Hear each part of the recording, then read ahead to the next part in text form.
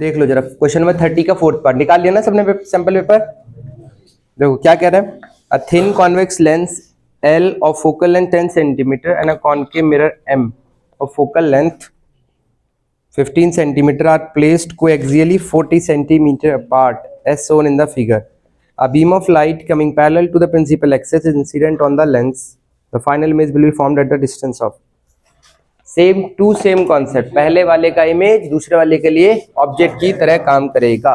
चलो four lens करते हैं बेटा। क्वेश्चन नंबर 30 का कौन सा पार्ट है बेटा? ये फोर्थ पार्ट है ना। चलो फोकल लेंथ कितनी दी है बेटा? देखना 10 सेंटीमीटर, कॉन्वेक्स लेंस है तो प्लस 10 सेंटीमीटर। अच्छा, and a concave mirror of focal length 15 centimetre. Concave mirror की, ये लेंस की फोकल लेंथ है, मिरर की कितनी है? 15 centimetre. Are placed coaxially 40 centimetre apart as shown in the figure. A beam of light coming parallel to the principal. ठीक है, हाँ मिरर की फोकल लेंथ बेटा देखो ये मिरर है, इस तरफ मेजर करेंगे ना तो ये कैसा होगा? नेगेटिव होगा। चलो डायग्राम देखते हैं। अच्छा मैं यूवी दे रखा है क्या फुल लेंस? देखो ये हमारा लेंस है, ऑब्जेक्ट डिस्टेंस यहां से कितना है बेटा? 40 सेंटीमीटर है। ओके अच्छा, parallel to the principal axis आ रही है, बोला था लाइट कैसे आ रही है? Parallel to the principal axis. तो इमेज निकालने की जरूरत ही नहीं, आपको पता है इसकी इमेज कहाँ बनने वाली है बताओ? फोकस पे बनेगी ना। अच्छा मतलब हमें ये डिस्टेंस तो पता चल गया 10 सेंटीमीटर। अच्छा ये हमारा मिरर है, मिरर से कितनी दूर है बेटा हमारा ऑब्जेक्ट? है बताना एक बार। 30 सेंटीमीटर दूर है, सही है।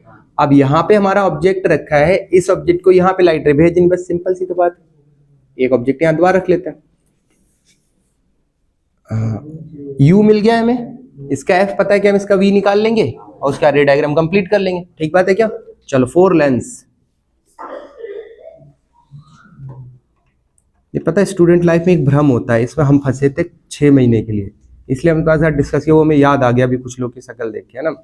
वो भ्रम ऐसा होता है ना कि हमें लगता है हम बहुत मेहनत कर रहे हैं और हमें लगता है कि हम बहुत परेशान हैं, हमसे ज़्यादा जिंदगी में कोई परेशान नहीं है। तो ऐसा कुछ नहीं है ना, सब परेशान है। तो कोई एक सिंगल इंसान भी ऐसा नहीं देख सकते जो परेशान ना हो। तो कोई मतलब नहीं है, ये सब फालतू की बातें, इनमें ध्यान ना दिया करो ना कि परेशानी आ गई परेशानी। तो चाणक्य जी कहते हैं परेशानी मतलब opportunity to learn something new. v is equal to कितना आ गया? 10 सेंटीमीटर। ठीक बात, कैलकुलेशन तो कर ही लोगे ना। v कितना आ गया हमारा? 10 सेंटीमीटर। अब एक बात बताओ, ऑब्जेक्ट डिस्टेंस फॉर मिरर कितना हो जाएगा? फॉर मिरर ऑब्जेक्ट कितना होगा बेटा? 30। देखो ये 40 है, 10 निकल गया, कितना आ गया? माइनस का 30 आएगा। क्या है क्यों आया माइनस 30? समझ में आया? यहां से 10 पूरा 40, 10 चला गया, कितना बचा? 30 बचा। u is equal to -30। आप देख रहे हो हर बार कॉम्बिनेशन से क्वेश्चन मिल रहा है आपको पेपर में। u is equal to -30, f कितना है? माइनस का 15। क्या से हम v निकाल सकते हैं? चलो v निकालते हैं। क्या फॉर्मूला लिखना चाहिए बताओ? ओके, f है बेटा माइनस का 15, v कितना है हमारा पता नहीं, और u कितना है? माइनस का 30। सॉल्व कर लो, इसको इधर ले आओ तो कितना हो जाएगा? 1/-15 plus 1/30 is equal to 1/v। Solve कर लो बेटा, एलसीएम आ जाएगा 30, 15 दूनी 30 plus 1 is equal to 1/v। v कितना आ जाएगा बताना? v इज इक्वल टू आ जाएगा 30 सेंटीमीटर, माइनस का 30 है ना। v कितना आ गया हमारा? माइनस का 30 सेंटीमीटर। समझ में आया? अच्छा इसका मतलब इमेज, इसका मतलब ये हुआ शायद इसके सेंटर ऑफ कर्वेचर पे रखी थी तभी तो यहीं पे बनी। चेक करते हैं, हाँ 15 दूनी 30 है ना। तो अगर हम लॉजिकल करते तब भी तो आसानी था, क्योंकि एमसीक्यू क्वेश्चन था तो सॉल्यूशन तो करके दिखाना नहीं था। इन्फिनिटी से आई, फोकस पे चलेगी, डायरेक्ट पता चल गया ये डिस्टेंस 10 है, ये डिस्टेंस 30 है। रेडियस कितना दिया हमें नहीं पता, बट फोकल लेंथ दी है 15। फोकल लेंथ का डबल क्या होता है? रेडियस। रेडियस का मतलब 30 है, रेडियस 30 है मतलब कहाँ बन रही है? सेंटर पे।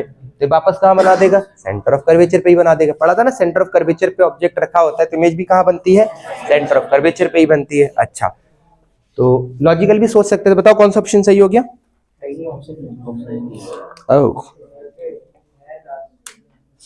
लेंस से 10 सेंटीमीटर सही तो है? नहीं राइट, नहीं पहला कहाँ? लेफ्ट ऑफ द लेंस बोला ना, तो राइट ऑफ द लेंस हो गया। 19 सेंटीमीटर तो खत्म ही है, 20 centimetre left of the lens. 20 centimetre right of the lens. नहीं बेटा, फिर से इसमें ऑप्शन करेक्ट करना पड़ेगा, ठीक है। सही आंसर क्या होगा, v इज इक्वल, मतलब लेंस से देखोगे, हाँ राइट ऑफ द लेंस होना चाहिए, ठीक है। 10 centimetre right of the lens, ध्यान रखना उसमें, हम फिर से कह दे रहे हैं, इसमें एक ऑप्शन होगा 10 centimetre right of the lens, lens के राइट में 10 सेंटीमीटर, ठीक है। चलो जी next question. A beam of light coming parallel to the principal axis of a convex lens of focal length, this incident on it, another convex lens of focal length 12 cm is placed coaxially at a distance। ये तो ऊपर वाले दे दिया, हमें लग रहा है same to same. अच्छा इस बार कॉन्वेक्स लेंस ही रखें दोनों, है ना। The nature and distance of the final image formed L2 will be, दोनों लेंस रखे हैं और दोनों की फोकल लेंथ 40 नहीं, एक की 16 है और दूसरे की 12। चलो जी भैया देखते हैं, ये हमारा क्या है 16 है ना, और ये क्या है 12 है। Okay, this is principal axis, इसकी फोकल लेंथ 16 सेंटीमीटर, इसकी focal length 12 centimetre, parallel to the principal axis आ रही है बेटा। तो आफ्टर रिफ्रैक्शन कहाँ जाएगी बताओ, फोकस पे। मतलब ये डिस्टेंस हमें पता चल गया कितना है 16, पूरा डिस्टेंस कितना दिया है बताओ 40 दिया। हम लॉजिकली करा देना, कैलकुलेट नहीं कर रहे। ये 40 है, ये 16, तो ये कितना बचा 24 बचा। जरा देखो 24 है, 12 पे 12 फोकल लेंथ है, 12 का डबल क्या होता है 24। इसका मतलब ये जो इमेज बनी है इस लेंस के सेंटर पे बनी है क्या, इस लेंस की फोकस है, बट ये वाला पॉइंट इस लेंस का क्या है सेंटर ऑफ कर्वेचर। तो सेंटर ऑफ कर्वेचर पे जब ऑब्जेक्ट रखा होता है तो इमेज भी कहाँ बनती है, सेंटर ऑफ कर्वेचर पे ही बनती है। मतलब यहां से 24 सेंटीमीटर दूर इधर बनेगी क्या इमेज, ये समझ पाए। कैलकुलेट करते तो ऐसे ही करते, लॉजिकल सोच ले रहे थोड़ा सा। इन्फिनिटी से आई फोकस पे मिलेगी 16 सेंटीमीटर, टोटल डिस्टेंस बेटा हमारा है 40, तो 16 चला गया, कितना बचा 24। अब 24 सेंटीमीटर इस लेंस के लिए रेडियस ऑफ कर्वेचर है, कैसे, फोकस 12 डबल कर दो, 12 दूनी 24, तो रेडियस ऑफ कर्वेचर पे अगर रखा होता है तो इमेज उतनी दूर बनती है क्या जाके, तो डिस्टेंस इमेज कितनी हो जाएगी 24। कौन सा ऑप्शन है देखो, रियल की वर्चुअल, रियल, एक्चुअल में इंटरसेक्ट करें तो पहले क्या हो गया रियल 24 सेंटीमीटर। कैलकुलेशन से जाते तो इतना ही बड़ा हो जाता वापस से। समझ में आया ना कैसे किया, आसान था। चलो नेक्स्ट क्वेश्चन देखो, ड्रॉ अ रे diagram for the formation of image of an object by a convex mirror, hence obtain the mirror equation. फॉर्मूले का डेरिवेशन है, किस फॉर्मूले का है, मिरर इक्वेशन का डेरिवेशन करने के लिए बोला है हमसे, है ना। ठीक है, तो कर लोगे। अच्छा तो ये हम नहीं करा रहे ना, क्योंकि डेरिवेशन करने का तब तो फिर नहीं, ये कौन सा बेटा कॉन्वेक्स मिरर का डेरिवेशन है, मिरर का भाग। मतलब देखो सैंपल पेपर करने का टारगेट क्या है, सारे टॉपिक्स को कवर कर लेना। अब किसी सैंपल पेपर में आएगा, किसी में नहीं आएगा। हमने जो इंपॉर्टेंट बताया है वो बताया है प्रीवियस ईयर में आने के पीछे। दैट डजंट मीन कि हमने जिनको इंपॉर्टेंट नहीं बताया वो कभी नहीं आए, है कि नहीं।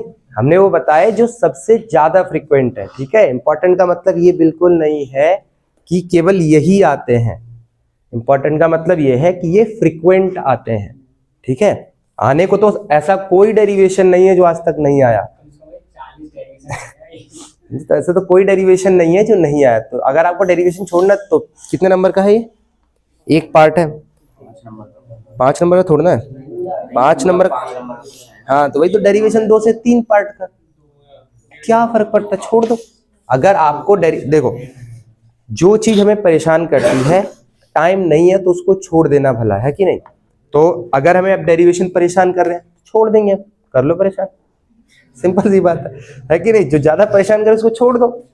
अगर आप उसके साथ डील कर नहीं पा रहे हो और वो तुम्हें परेशान पे परेशान किया जा रहा है तो बेटर ऑप्शन क्या है, उसको छोड़ दो, कोई भी हो, है कि नहीं। या तो उससे डील करना सीख लो वरना छोड़ दो। अब डील करने के लिए टाइम होना चाहिए, टाइम है नहीं हमारे पास, टाइम 5 दिन है। अब हम उसके साथ डील कैसे करें, वो तो 5 दिन में मानेगा नहीं। जाओ पेपर के बाद मिलते हैं तुमसे, है ना, खत्म कहानी। चलो आगे बढ़ते हैं। Next, why are multi component of lenses used for both objective and eyepiece and optical instrument. Optical instrument में मल्टी कंपोनेंट लेंसेज क्यों यूज करते हैं, पहले इसका मतलब समझो। देखो मल्टी कंपोनेंट लेंसेज का मतलब ये है कि पतले पतले बहुत सारे लेंसेज यूज कर लेना।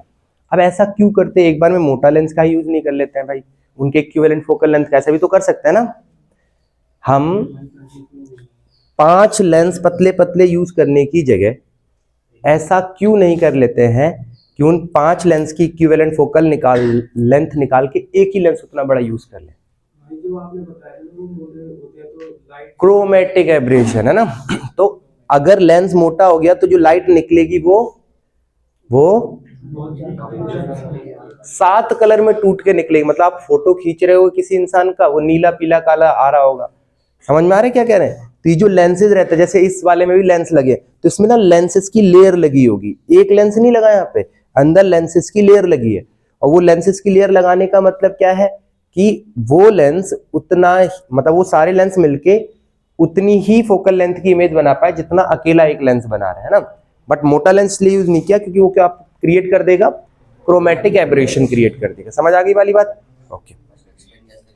अब इसको एक्सप्लेन कैसे है? Be use multi component of lenses because if we use a single lens instead of a multiple lenses then in that case the problem of chromatic aberration arises, है ना। That is solved by using multi component lenses. Simple सी बात है, ठीक है। चलो, the magnification of a small object produced by a compound microscope is 200। Compound microscope की magnification बेटा दे रखी है 200। Focal length of eyepiece 2 centimetre and the final image is formed at infinity. Find the magnification produced by the objective. चलो,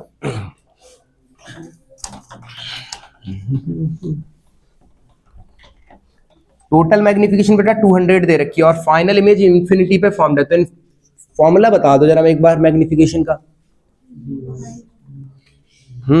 compound microscope magnification image formed at infinity. बल्दी से बोल दो।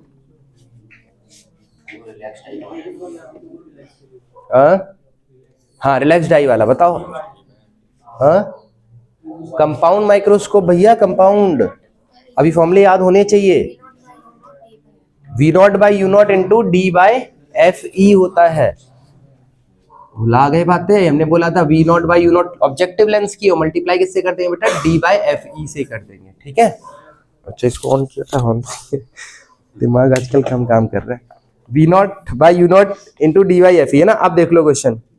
मैग्निफिकेशन बेटा टोटल 200 दे रखी है। फोकल लेंथ आईपीस की दे रखी है 2 सेंटीमीटर। फोकल लेंथ दे रखी है, ठीक है। And the final image is formed at infinity. Final image infinity पे फॉर्म्ड है।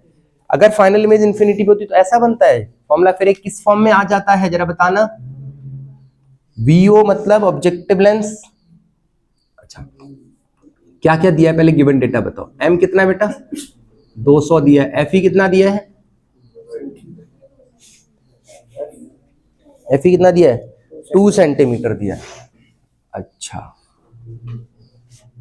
अब बी और यू कैसे लाओगे? क्योंकि हमें तो मैग्निफिकेशन चाहिए।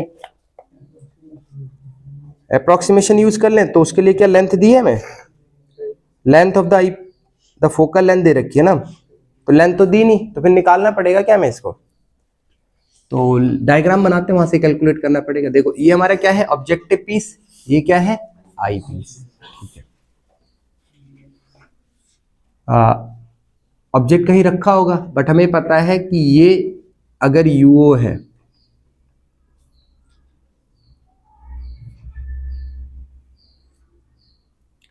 यहां पे, और ये किसके अंदर बनाते हैं? मैफी के अंदर बनाते हैं क्या? इस बार कहां पे बननी चाहिए? अगर फाइनल इमेज इंफिनिटी पे बन रही है तो इस बार इसकी इमेज इसके फोकस पे बननी चाहिए। इसका रे डायग्राम देखो ऐसे बनेगा, ये ऐसे चला जाएगा और ये ऐसे चला जाएगा। सही बात है। पीछे इस बार मिलाएंगे क्या? नहीं, इस बार नहीं मिलाएंगे क्योंकि इंफिनिटी पे इमेज बनानी, ठीक है। यूओ हमें नहीं पता, वीओ कितना है अगेन नहीं पता, बट वीओ एफ ई के बराबर, वीओ इसका होता ना। अच्छा, ये डिस्टेंस हमें कितना दिया है एक बार बताना? ये दिया है 2 सेंटीमीटर, है ना, जहां से इमेज जानी है।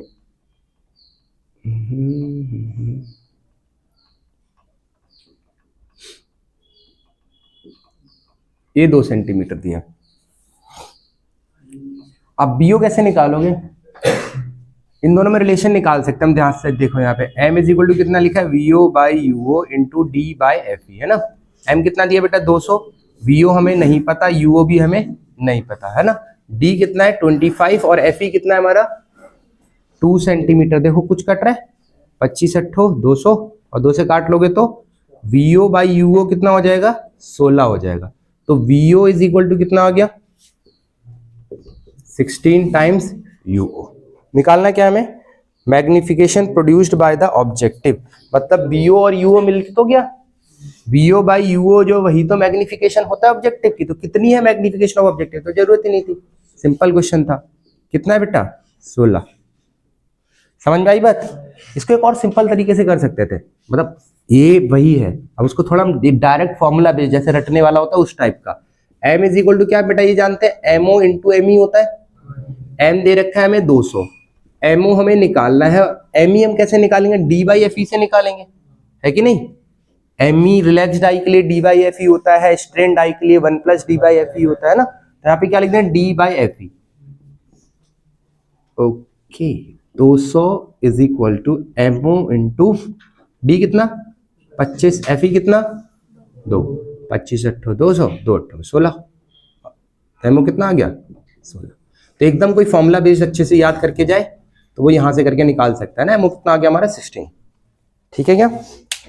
हाँ जी, क्यों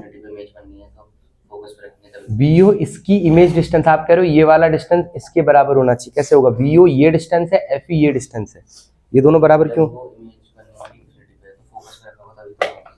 किसकी फोकस पे रखा होगा, ठीक है, मतलब ये डिस्टेंस कितना है, FE है, ठीक बात है ना।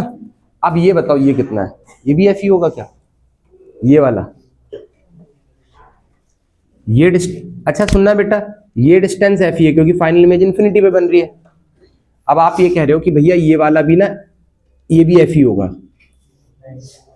ये क्यों FE होगा, ये तो इस लेंस के बारे में इंफॉर्मेशन है ना, ठीक है, समझ आ गई बात, आ गई ना। चलो जी नेक्स्ट आगे क्वेश्चन नंबर, इसका देखो अगर डेरिवेशन है उसके बगल में एक सिंपल डेरिवेशन है ना। पहले तो differentiate between a wave front end अ रे, दोनों की डेफिनेशन लिख देनी। वेव फ्रंट क्या होता है बेटा,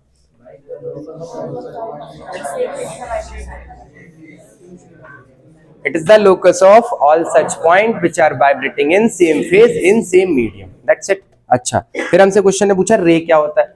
रे जो होता है वो वेव फ्रंट के परपेंडिकुलर होता है, बताता क्या है, it tells about the direction of flow of energy या direction of flow of wave front, बस इतना लिख देना, ठीक है। चलो नेक्स्ट क्वेश्चन बोला, state Huygens principle and verify laws of reflection using suitable diagram. Huygens principle का डेरिवेशन करना है, कौन सा वाला, रिफ्लेक्शन वाला करना है, याद है ना वेव ऑप्टिक्स, ठीक, वो तो इंपॉर्टेंट में लिखवाया भी है। नेक्स्ट देखो, in YDSC the slit S1 and S2 are 3 mm apart and the screen is placed 1 metre away. Diagram बार बार बनाना है, हम क्या कह रहे हैं, डायग्राम जितना बनाओगे उतनी अच्छी बात। कितनी दूर रखी स्क्रीन, देखो 3 मीटर दूर रखी स्क्रीन, स्क्रीन 1 मीटर दूर रखी है ना। स्लिट्स के बीच का गैप कितना है बेटा, 3 mm है, स्लिट्स के बीच का गैप 3 mm, ठीक। उसके बाद क्वेश्चन ने क्या बोला है, it is observe that fourth bright fringe is at a distance of 5 mm from second dark fringe. सुनना, इन्होंने बोला कि जो फोर्थ ब्राइट फ्रिंज है दैट इज, और सेकेंड डार्क फ्रिंज ना, सेकेंड डार्क फ्रिंज, सुनना ध्यान से, क्वेश्चन ने बोला क्या, fourth bright fringe second dark fringe से कितनी दूर है, 5 mm दूर है, मतलब इन दोनों के बीच का गैप 5 mm दे रखा है क्या। ये क्वेश्चन पढ़ के ये वाली बात समझ पाए, क्वेश्चन ने क्या बोला है, सेकेंड डार्क से फोर्थ ब्राइट का जो डिस्टेंस है वो कितना है, 5 mm है। इसका मतलब यहां से यहां तक का डिस्टेंस ही तो दे रखा है, दोनों के फॉर्मूले लगा और कर लो। सेकेंड डार्क का फॉर्मूला क्या लिखोगे, पहला होता है लैम्डा डी बाई डी, पहला डार्क कहां पे मिलता है, first multiple lambda D by D, lambda D by 2d, 1/2 path difference होता है ना। मैं कैसे याद करवाया था, हमने बोला था ऐसे याद करो बेटा, लैम्डा बाई 2 पार्ट डिफरेंस है, फिर जब आप स्मॉल डी से डिवाइड कर देते हो किस में कन्वर्ट हो जाता है, ये एंगुलर में, कैपिटल डी से मल्टीप्लाई कर देते हो तो किस में कन्वर्ट हो जाता है, लीनियर में। ऐसे याद करवाया था ना फॉर्मूला। चलो, तो हमसे बोला है y2d minus y4b is equal to 5 mm, 5 into 10⁻³ कर दें। सेकेंड डार्क के लिए क्या लिखोगे, पहला डार्क मिलता है लैम्डा डी बाई 2d, दूसरा डार्क मिलता है 3 लैम्डा डी बाय 2d, सही बात। माइनस फोर्थ ब्राइट कहाँ पे मिलेगा, फोर्थ ब्राइट का फॉर्मूला n लैम्डा होता है ना, तो क्या लिखेंगे बताओ, 4 lambda D by D is equal to 5 into 10⁻³ LCM कितना आ जाएगा 2d, कितना आएगा 3 लैम्डा डी माइनस 2, 2 4 जा 8 लैम्डा डी। बड़ा डिस्टेंस ये था तो मैं इसमें से ये माइनस करना चाहिए था, समझ गया ना माइनस क्यों आ रहा है, तो उसमें कोई दिक्कत नहीं है।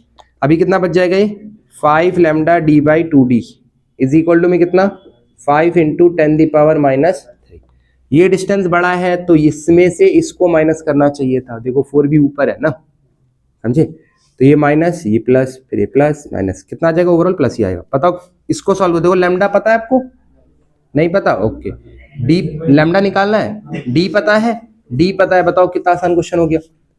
क्या करना चाहिए बताओ लैम्डा निकालने के लिए,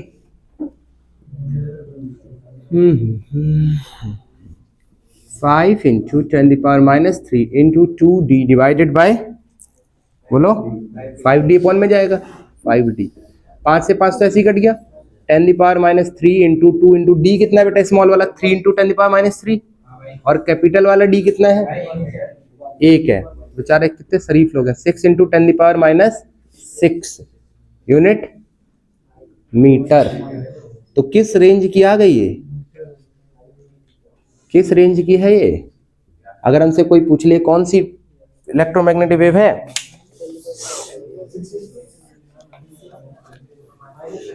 भुला गए,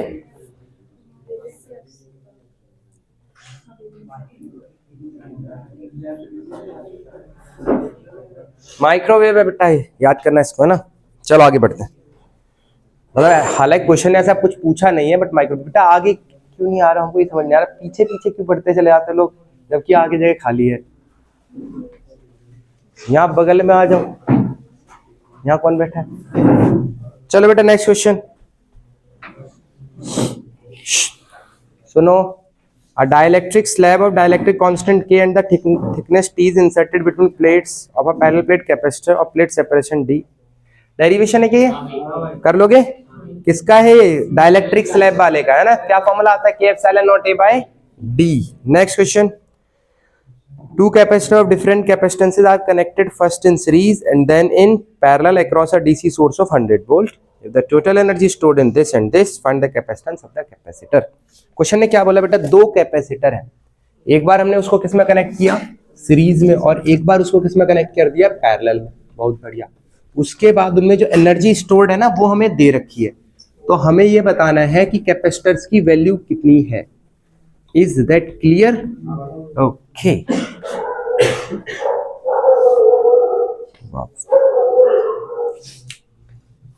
क्वेश्चन चलो मान लेते हैं, ध्यान से देखो, कितने वोल्ट पे लगाया बेटा इसको हमने 100 वोल्ट पे लगाया ना, 100 वोल्ट। ये हमारा C1 है, ये हमारा C2 है, ठीक बात। वैसे पता हमें तुम लोग को थैंक यू कहना चाहिए, तुम्हारे चक्कर में हमारा अभी शेड्यूल एकदम इतना बढ़िया हो गया है, बहुत ज्यादा।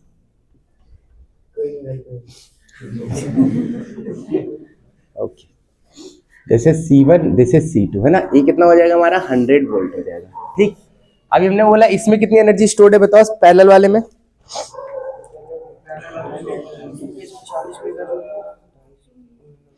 सीरीज वाले में if the total energy stored in the combination two, पहला सीरीज है, सीरीज वाले में 40 है, ओके। इसमें एनर्जी दे रखी है बेटा 40 मिली जूल है ना, इसमें एनर्जी कितनी दे रखी है हमें 250। अब हमें C1 और C2 की वैल्यू बतानी है ना, ध्यान से सुनना, दोनों किसको अलग अलग डिस्कस करते हैं। एनर्जी का फॉर्मूला देखो हम C और V के टर्म्स में लिखे हैं क्या, तो बेटर है एक कैपेसिटेंस मिल जाए हमें है ना, तो अगर एक कैपेसिटेंस मिल जाएगा तो हम कैसे निकालेंगे, C equivalent is equal to C1 plus C2 हो जाएगा यहाँ पे डायरेक्टली है ना, तो कितना हो जाएगा बेटा बताना, energy is equal to half C equivalent into V square. Energy दे रखी है 250 into 10⁻³ is equal to half, C equivalent कैसे लिखो बेटा इसका, C1 प्लस C2 इंटू में 100 का स्क्वायर, ये डिवाइड में जाएगा और 2 मल्टीप्लाई में जाएगा, तो कितना हो जाएगा बताना है 500 into 10⁻³ divided by 10 the power 4 हो जाएगा ना। कितना बचेगा C1 प्लस C2। इसको सॉल्व कर लो, देखो कितना आएगा। ये 7 हो जाएगा, ये 2, 5 बचेगा क्या। तो C1 plus C2 is equal to आ जाएगा 5 इंटू 10 दी पावर माइनस 5। कैसे हुआ, 4 ऊपर गया, -3 -4 -2, कितना बचेगा -5। यूनिट क्या होगी, फराड। बेटर इसको माइक्रो फराड में कन्वर्ट कर लेते हैं। 10 से मल्टीप्लाई, 10 से डिवाइड, तो ये देखना ऐसे हो जाएगा 50 इंटू 10 दी पावर -6। एक जीरो तो अभी भी कट ही जाएगा। अब इसको हम 50 माइक्रो फराड लिख सकते हैं ना। C1 प्लस C2 कितना आएगा हमारा, 50 माइक्रो फराड। सही बात है। चलो आगे बढ़े। एक इक्वेशन यहां से भी बनेगी C1 और C2 में, देखते हैं। यहां से पहले C इक्विवेलेंट निकालो, कितना आएगा डायरेक्टली बताना। हाँ, C1 C2 bye C1 plus C2। बहुत बढ़िया। एनर्जी का फॉर्मूला हाफ C1 C2, चलो half C equivalent into V square. Energy दी है बेटा 40 into 10 the power -3। Half C equivalent कितना बेटा, C1 C2 bye C1 plus C2 into V कितना है 100 का स्क्वायर। ठीक, C1 प्लस C2 की वैल्यू देखो हमें पता है क्या, तो यहां पे डाल सकते हैं put value of C1 plus C2। तो पहले तो क्रॉस मल्टीप्लाई कर दो इसकी, 40 दूनी कितना हो जाएगा 80 into 10 the power -3 is equal to C1 C2 ऐसे ही रखो। C1 प्लस C2 की वैल्यू यहां से पुट कर रहे हैं ना, बट जब यहां से पुट करो तो 50 इंटू 10 दी पावर -6 पुट करनी पड़ेगी, है ना। इंटू में 100 का स्क्वायर, तो बेटा 100 का स्क्वायर कितना होगा 10 दी पावर 4 हो जाएगा। ये कुछ कटेगा, जुड़ जाएगा ऊपर जाके, है ना। चलो तो C1 C2 की वैल्यू कितनी आगे जरा एक बार कैलकुलेट करें, क्रॉस मल्टीप्लाई करो। 80 इंटू 50 इंटू ये इधर जाएगा तो 6 और 3 कितना हो जाएगा -9। 10 दी पावर 4 कहाँ आ जाएगा डिवाइड में। सही बात, डिवाइड में ही आएगा ना। ओके, सॉल्व करो। बहुत छोटी वैल्यू आ रही C1 C2 की। ये कितना हो जाएगा 400 और ऊपर जाके 10 दी पावर माइनस, अच्छा आनी भी तो चाहिए -6 मल्टीप्लाई हुआ -12 के आसपास आना चाहिए समझो 4000।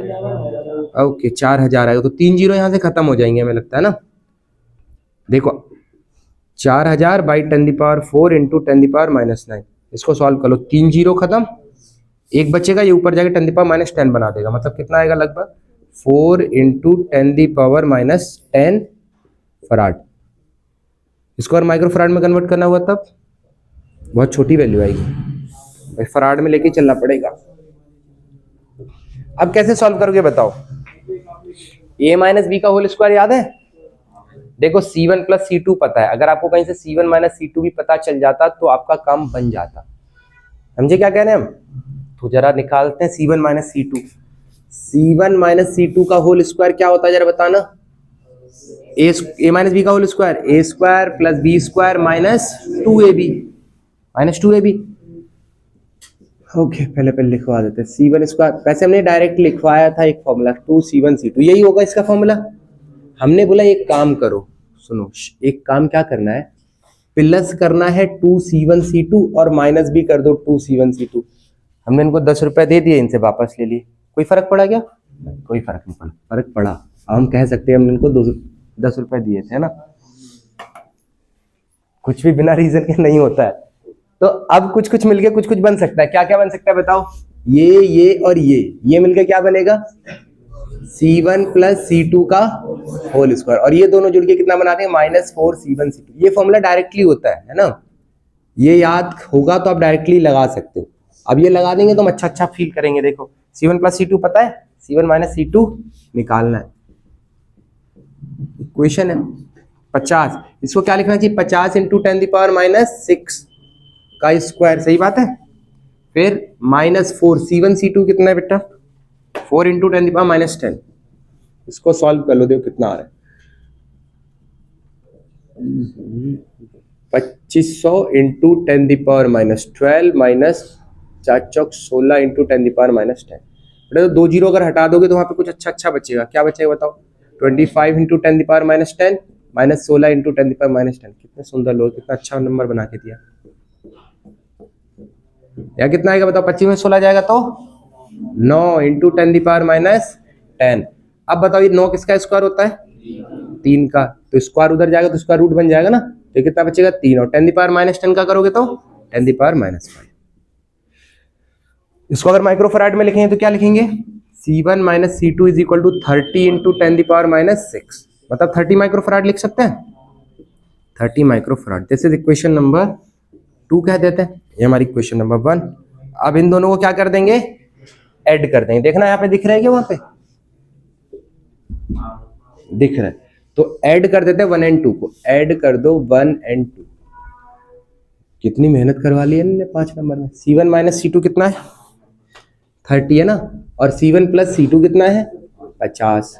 ऐड करोगे तो C2 कैंसिल आउट हो जाएगा, कितना बचेगा 2C1 इज इक्वल टू 80, तो C1 कितना आ जाएगा 40। Put in equation number 1। Equation 1 देखो क्या है, C1 + C2 is equal to 50 है, तो 40 + C2 इज इक्वल टू 50, तो C2 की वैल्यू कितनी आ जाएगी 10। तो हमें C1 कितना मिल गया 40 माइक्रोफराड, और C2 कितना मिल गया 10 माइक्रोफराड। आई बात समझ, तो अच्छा ही था क्वेश्चन। चलो 2.5 नंबर का था, छोड़ देना अगर एग्जाम में ऐसा आता है, प्रैक्टिस में मत रखना इसको। अगर कोई कंफर्टेबल है मैथ के साथ, मैथ्स वाले लोग को नहीं छोड़ना है। बाय वाले अगर चाहे तो उस क्वेश्चन को छोड़, 2.5 नंबर का क्वेश्चन है भाई, ऐसे कौन देता है 2.5 नंबर में। इससे अच्छा ऊपर वाला डेरिवेशन करेंगे, 100 की जगह 97.5 आ जाए, क्या है इतनी मेहनत क्यों करेंगे, है कि नहीं। इसे हटा दे, हटा दे। हाँ भाई, क्या कर देंगे, एक की हाँ तो कर दो, ऐसे कर दो, क्वाड्रेटिक बनेगी, फिर उसके फैक्टर करते रहना।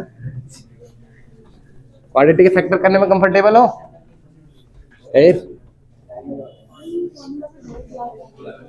बिल्कुल डायरेक्टली लगा सकते हैं, नॉट एन इश्यू। चलो जी,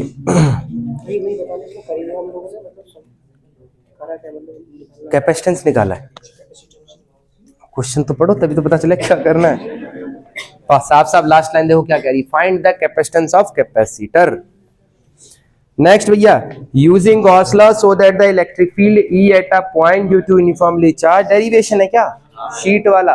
गॉस लॉ को तो किसी भी कीमत पे छोड़ के नहीं जाना है ना। Electric field in a region is given by this अक्यूबस। देखो ये भी क्वेश्चन कराया हुआ है, चलो देखते हैं। चम चम चम चम चम चम। इसका और वाला पार्ट अच्छा था तब भी है ना, ये वाला क्वेश्चन उतना लंबा नहीं जाएगा बेटा, लेकिन जाएगा तो। पहला वाला डेरिवेशन बेटा कर लोगे ना। 32 का सेकंड पार्ट देखते हैं, 32 का सेकंड पार्ट क्या कह रहा है सेकंड पार्ट, लेट्स सी। देखो electric field E in a region is given by E is equal to 5x² + 2। देखो बेटा E की वैल्यू दे रखी है हमें 5x² + 2, ठीक है, और ये किस डायरेक्शन में है, I मतलब x डायरेक्शन में, where E is in Newton per coulomb and x is in meter. A cube of size 10 cm is placed in the region as shown in the figure. ठीक, यहाँ पे cube रख रखा है इन्होंने,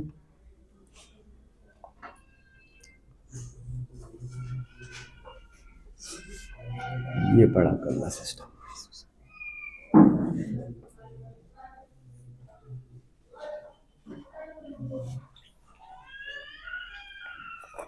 बालक क्यों रोता है बताओ, नहीं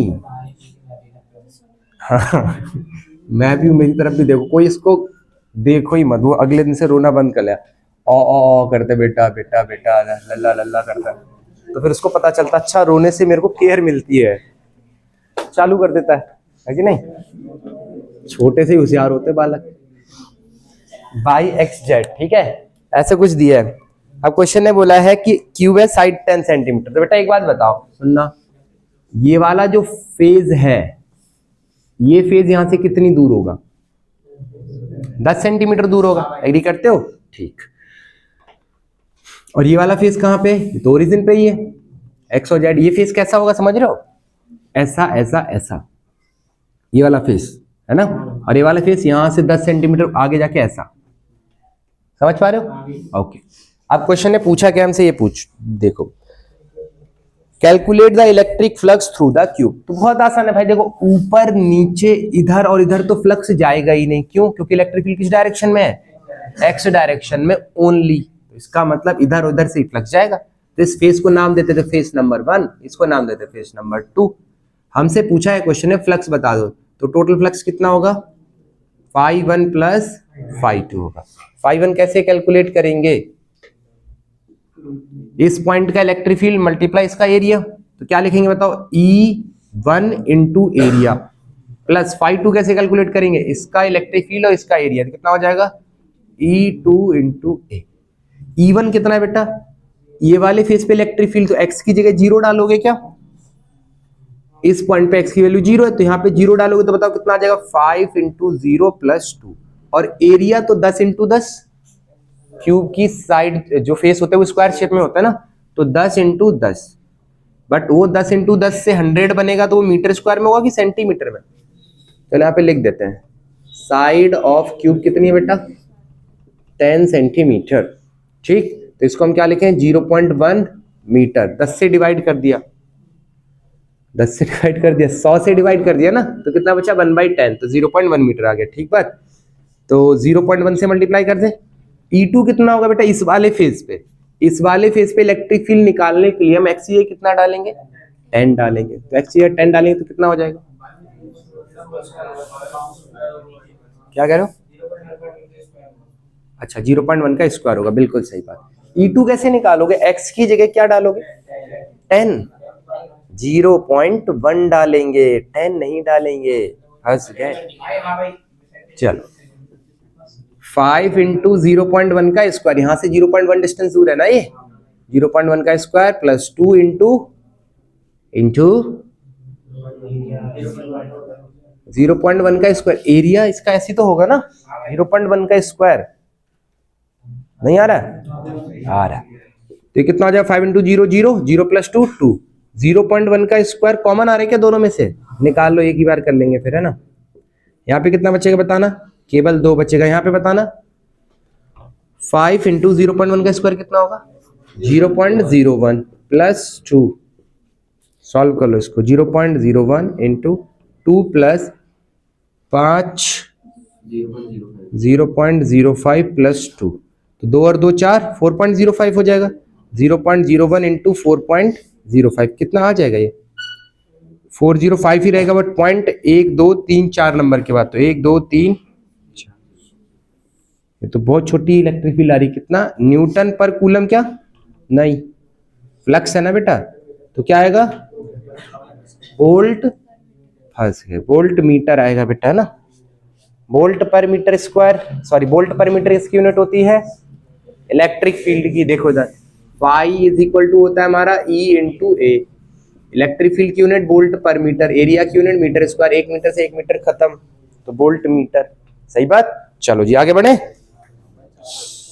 अभी पूछा चार्ज, तो फ्लक्स निकल गया तो हमारे पास गॉस लॉ जिंदाबाद, वहां से निकाल लेंगे चार्ज, कैसे निकालोगे बोलो, फाई इज इक्वल टू क्या लिखेंगे, Q by epsilon naught, phi कितना आया हमारा 0.0405 is equal to Q by epsilon naught की वैल्यू -12, मल्टीप्लाई कर लोगे, अब मल्टीप्लाई हमसे मत करवाना, ठीक, ये लिख दें ऐसे ही छोड़ दें, फिर टाइम जाएगा ना फालतू में, 8.85 इंटू 10⁻⁻12, इसको मल्टीप्लाई करके आप लोग लिखोगे, ठीक है। चलो नेक्स्ट क्वेश्चन पे चले, हाँ भैया बोल,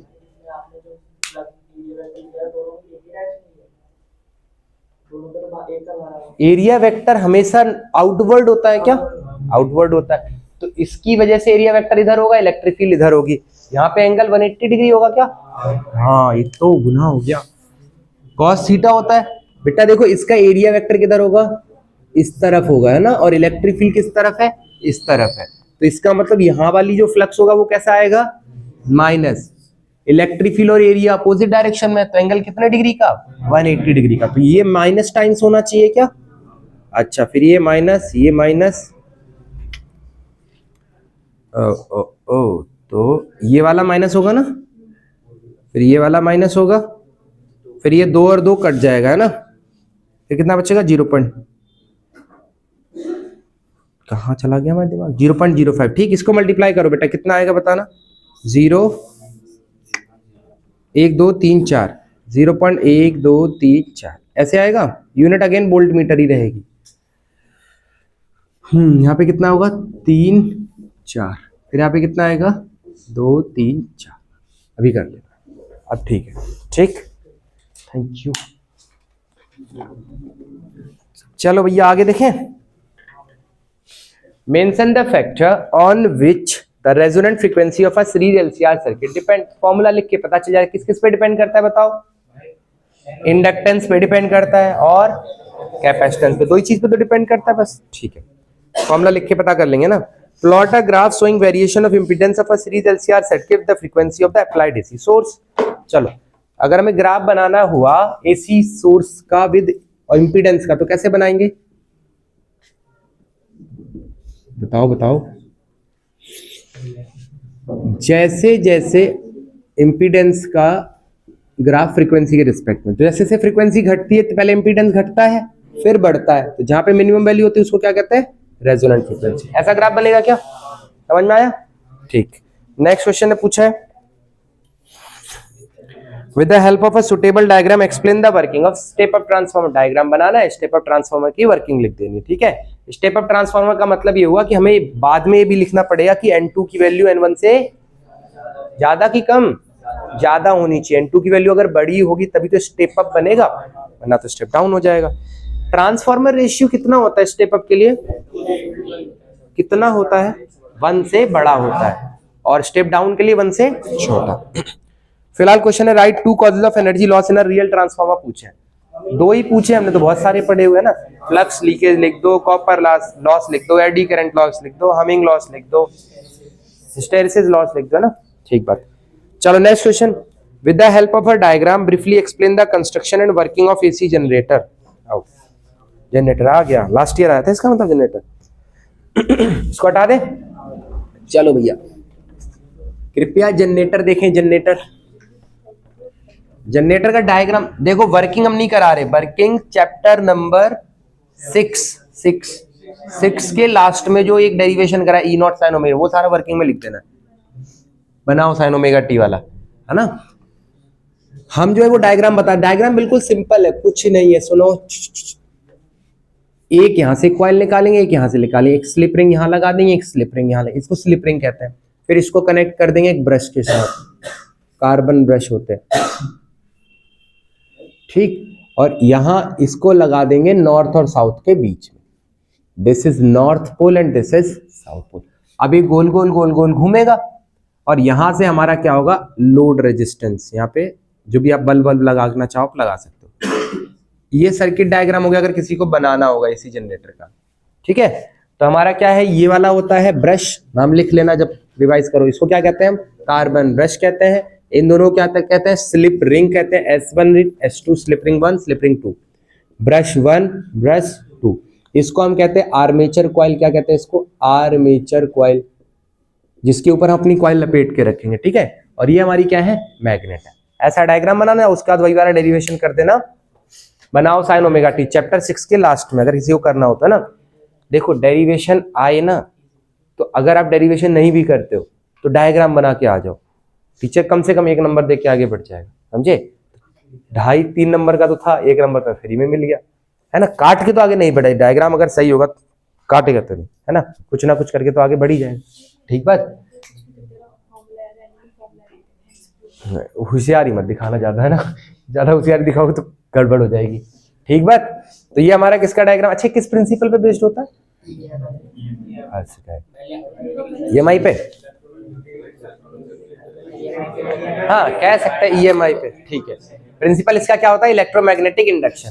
व्हेन अ करंट नहीं, when the flux changes through a coil then EMF is produced in the coil. Principle याद कर लो, वर्किंग में डेरिवेशन ही था, वर्किंग में प्रिंसिपल याद कर लो, डायग्राम बना दो बस। 3, ये कितने नंबर का है, 2.5 नंबर का आया है ना, और 2.5 3 भी नंबर का हुआ तो कम से कम तुम्हें 1 नंबर तो मिल ही जाएगा, 2 नंबर ही तो गए। तो डायग्राम और प्रिंसिपल ये तो याद कर ही लेना। मान लो अगर आप डेरिवेशन नहीं करते, आप चाहते मैं ई और formula E is equal to E naught sine omega t, बनाओ साइन ओमेगा टी जो याद किया था, इतना याद कर लोगे ना तो इतना करने के आधे नंबर मिल जाए, 1.5 नंबर मिल जाएगा। आपने मैथमेटिकल पार्ट खाली छोड़ा है, बाकी मेरे को सब पता है, ऐसा बताना चाह रही हूँ। ठीक है, चलो next question. An electron is revolving. An electron is revolving around a proton in an orbit of radius r with a speed v. Obtain the expression for magnetic moment. दोबारा रिपीट हो गया मैग्नेटिक मूवमेंट, कल ही किया था क्या हम लोगों ने इसको? Obtain the expression for magnetic moment associated with the electron. कल वाले पेपर में भी था ये, कल जब पहला पेपर किया था, है ना? चलो फिर से एक बार देख लेते हैं, अच्छे से आ जाएगा। देखो मास ऑफ इलेक्ट्रॉन दिया हुआ है हमें, नहीं दिया? अच्छा शनिवार है आज, लो पता चल तो गया? तुम लोग बोलो पता नहीं चल पा रहा, कैसे पता चला?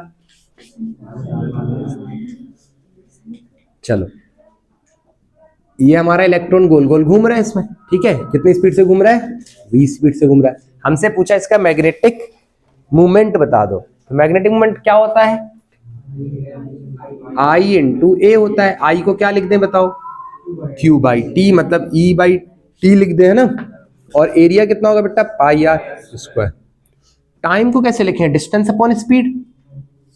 टाइम को डिस्टेंस अपॉन स्पीड तो लिखते हैं, तो ये हो जाए ई, टाइम को लिखेंगे 2 पाई आर अपॉन में स्पीड कितना है? v, इनटू में पाई आर स्क्वायर। देखो पाई से पाई खत्म, एक आर से एक आर खत्म, ये v उल्टा होके ऊपर चला जाए, कितना आ जाएगा बताओ? ई v, एक आर बचेगा बाय 2। मतलब डेरिवेशन बेटा 4 नंबर का था ना, इसके 1 नंबर मिलेंगे। That completes your sample paper 2। बंद करो, 1 सेकंड भी बहुत भारी पड़ जाता है।